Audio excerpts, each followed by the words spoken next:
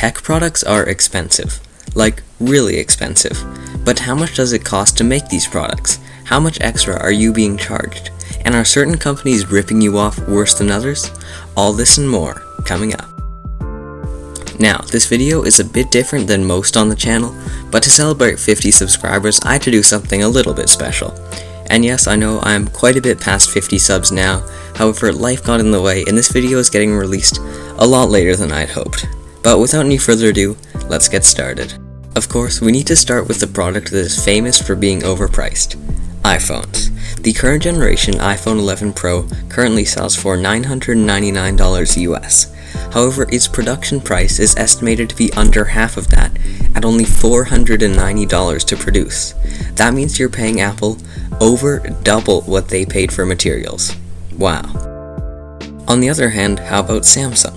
The new Galaxy S20 Ultra retails for $1,400, quite a bit more expensive than the iPhone. But what does it cost to produce? Not enough to justify its price, that's for sure. It's estimated that it costs around $530 to create one of these phones, which means you're paying around 2.6 times the price of production for your new device.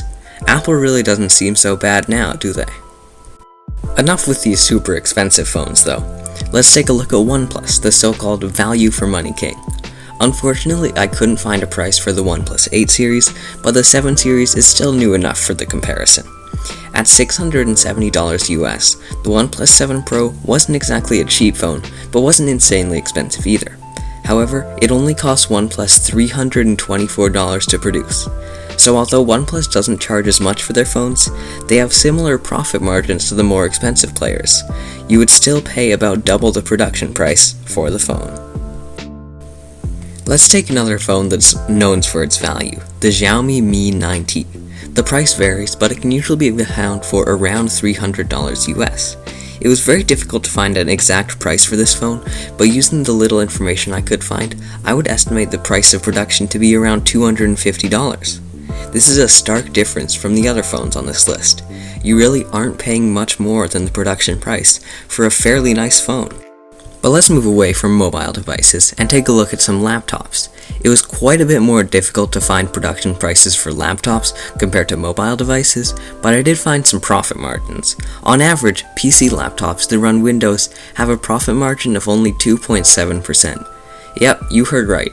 If you go out and buy a new $1,000 Windows machine, the company selling it probably profited less than $30. On the Mac side, Apple likes to hide its information very well. But some estimate MacBook Air profit margins to be around 20%, but there are much higher and lower estimates to be found. If anyone does have a definitive answer, please let me know down in the comments. Quick interjection here, if you're enjoying the video, hit that like button and subscribe if you haven't already. It really helps this video and the channel as a whole.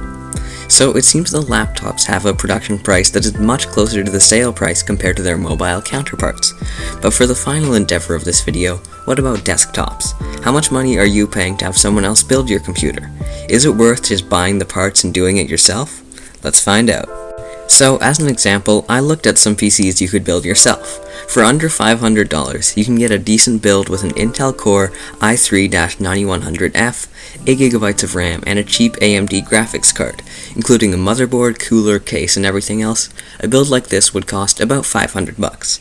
However, if you buy a similar build, you could be paying anywhere from $100 to $500 more. What are you getting for the extra cash? Quite a few things actually. A warranty for one, as well as save time and peace of mind. So while desktops can seem overpriced if you get a pre-built, there are benefits to both options. If you'd like a more detailed guide into the pre-built versus DIY PC, check out the link in the description. Tom's guide does a great overview.